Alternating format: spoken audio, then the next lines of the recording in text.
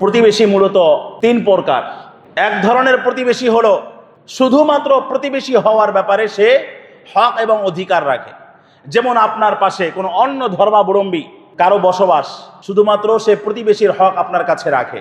কোনো হিন্দু, কোনো বৌদ্ধ, কোনো খ্রিস্টান বা অন্য কোনো ধর্মাবলম্বী আপনার আশেপাশে আপনার পাশের ফ্ল্যাটে বসবাস করে, সে শুধুমাত্র প্রতিবেশী হওয়ার ভিত্তিতে আপনার প্রতি অর্পিত তার প্রতিবেশীর হক সে পাওনা। আর এক ধরনের প্রতিবেশী হলো দুই ধরনের হক রাখে। যে মুসলমান প্রতিবেশী আছে, সে মুসলিম ভাই হওয়ার ভিত্তিতে আপনার কাছে তার পাওনা আছে, আবার প্রতিবেশী হওয়ার ভিত্তিতেও তার পাওনা এবং অধিকার আপনার উপরে আছে।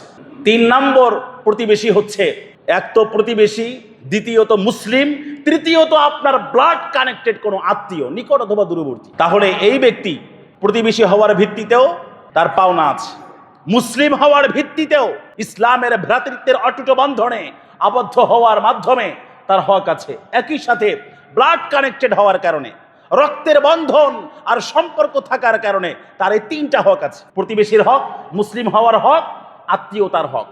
এবার আপনি চিন্তা করেন যে আপনার শুধু প্রতিবেশীকে, দুই হকের ভিত্তিতে কে প্রতিবেশী, প্রতিবেশী এবং মুসলিম ভাই।